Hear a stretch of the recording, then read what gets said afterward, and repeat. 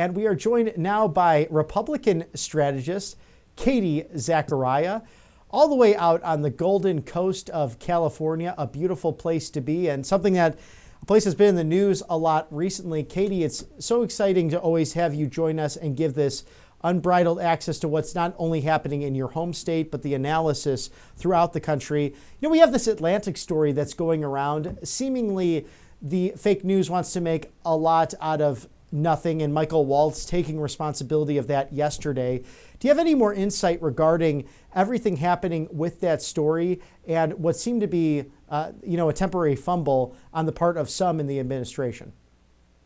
Well, what it's looking like right now in the Twitter sphere is Laura Loomer brought attention to Alex Wong, who works for the National Security Advisor, and I think is calling into question some of what he's doing for Mike Waltz. However, as it pertains to the specifics of this, I think that President Trump has expressed his commitment and his trust with Michael Waltz. And I think there's a lot of deference for him, because if there was something to sniff out, if there was impropriety, I know President Trump would not want that from his national security advisor. So heads would have rolled already, right? Someone would have been fired. Someone would have resigned. So there's an immense amount of trust in Michael Waltz. He's apologized. I think it's getting to the bottom of who created the chat, who added Jeff Goldberg, and that person needs to be held responsible when that's determined in some form or fashion. And is there any concern over this judge that's been assigned to this lawsuit involving the Signal chat? We have this Judge James E. Boasberg. I'm not very familiar with him, but of course, we've seen 67% of injunctions against a sitting president. In the last 100 years, it's been against President Trump. So is there any concern that this case might not be a fair one? Well, he's also the judge that's overseeing the deportation stop for the Tren de Aragua to El Salvador. And the federal district court in the District of Columbia has 15 full-time judges and 10 senior judges. That's 25 judges that could be assigned to these cases. Boasberg is the chief judge of the District Court of DC. And this has been a continued problem in the District of Columbia in the federal district court. Judge Beryl Howell has been assigned, she was the former chief judge, has been assigned an abnormally high, a statistical improbability of cases assigned about President Trump, right? She was the Mueller judge, and now she's the Perkins Coie judge. And the DOJ has made a motion for her to be recused off of this case. And I think similarly, there needs to be a wider investigation, not just an impeachment of Judge Boasberg, but a wider investigation onto how these cases are being distributed in the district court in DC, because there is no statistical probability that he gets both cases, the Signal chat case and the deportation of the Tren de Aragua. Yes, and House Speaker Mike Johnson mentioning that with House leadership just the other day in the press conference, that there will be some oversight looking into this because it has to happen now. So is it something that has to go through those federal jurisdictions? It seems like it has to be Congress that really oversees this with the judicial oversight. Otherwise, these judges will go unchecked. Yeah, Jim Jordan and in the House, and then Chuck Grassley in the Senate. I think there has to be an investigation into this. And Jim Jordan and Elise Stefanik previously have asked for an inquiry into Judge Beryl Howell's over-politicization, her statements against President Trump. She was the chief judge again for 10 years and was always against President Trump in every single case. And in addition to this, there is a spouse, an ACLU director on the DC Circuit Court. And so you have all this intertwine of all these ACLU cases coming against President Trump and the Trump administration. And then you have these judges that are ruling against President Trump and his administration. There absolutely is a smell of impropriety, and there has to be an investigation. And what we're seeing now with our House leadership is that there will be, if not just an impeachment, a much wider investigation into these rogue imperial judges that are usurping power from President Trump. definitely seems like some inside baseball that just gets really ridiculous day in and day out with those who seek to create, again, this bureaucratic deep state. I don't know if you caught any of the hearing yesterday as well with, of course, Tulsi Gabbard at DNI, also with FBI Director Tulsi Gabbard, Kash Patel, but also CIA Director Radcliffe. And John Radcliffe really being berated by the senator from Georgia. And I'm confused. I mean, you're a lawyer. You've been in the middle of this litigation and following all this. When you ask someone a question, especially in legal proceedings, do you continue to speak over them? I'm surprised by all of these hearings in D.C. on a regular basis, whether it be Republican or Democrat. They summon the witnesses. The witnesses take their time away from work to come and sit and answer questions and be transparent. And then they are just trying to get their 50 seconds of fame, and they're not allowed to answer these questions. It seems rather ludicrous, does it not? Well, I think more what it is a show, right? That these people want to put on. They're not actually interested in finding out the answers. They're interested in making drama for the news to hang on to so they can cling to this type of news as long as they can, right?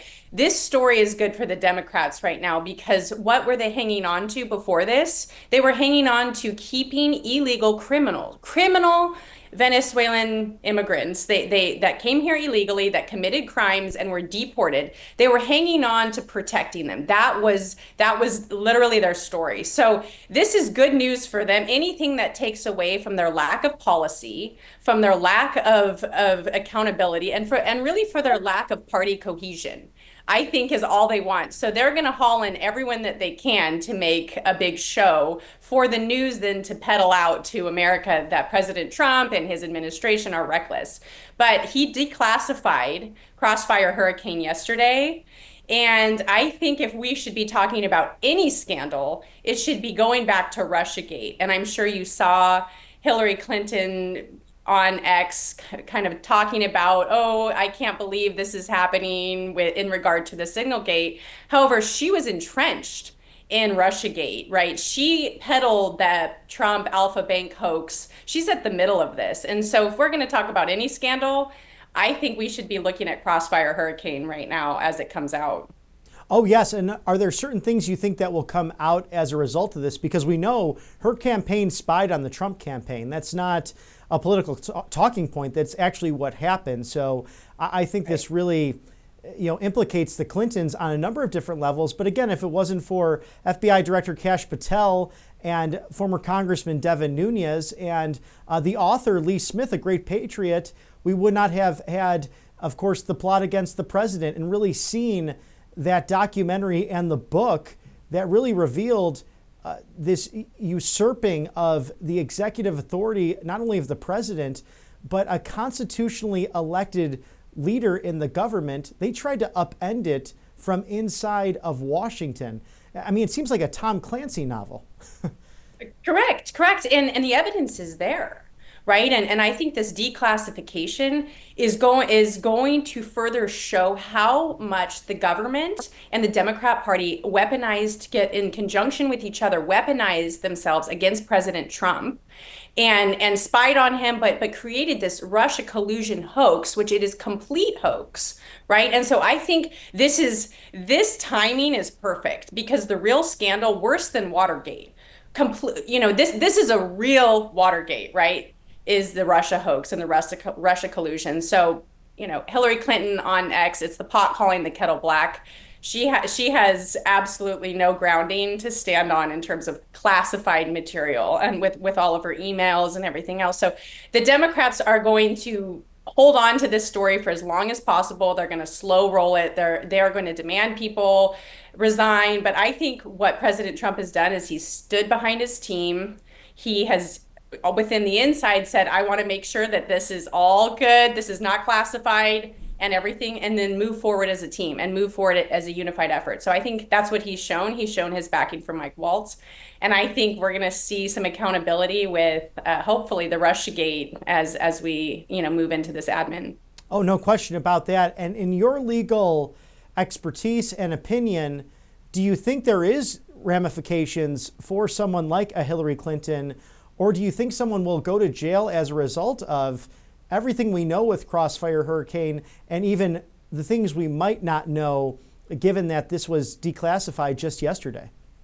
Yeah, I haven't had a chance to look through, but I trust Kash Patel and Pam Bondi and the team that President Trump has put together for these types of situations. So I'm looking very forward to seeing what kind of accountability comes. And if anything, there needs to be a precedent set that this type of spying and these type of scandals are not going to be acceptable, and then further peddled by the journalist and the media, right? This story only became a story because Hillary and the rest of the participants peddled it to journalists who then took it and said, okay, we're going to run with it and make it something without doing any investigation into, is this story real? Is there veracity here? They all went with it because they had such bad Trump derangement syndrome that they wanted to anything that was against President Trump. And so if it's not just Hillary Clinton, I think the legacy media, just like CBS is being held accountable for their fraudulent 60 Minutes video, or, Ann Seltzer out there with her fake poll in Iowa, on the eve of the election, right? There has to be accountability. These people can't continue to be participating in politics while they're peddling, false Russiagate hoaxes and so on and so forth. Absolutely. It's become very clear to us, Katie, that it is we the people versus a bureaucratic deep state, that this beast of an organization is on its last leg. And thank God for that. But we must remain vigilant, as the founders once told us. And we are doing that here at Right Side Broadcasting Network. And it's always a joy to have you on with your expert analysis. Katie Zacharia, Republican strategist from the Golden State of California. Please come back and be with us very soon. Thank you so much.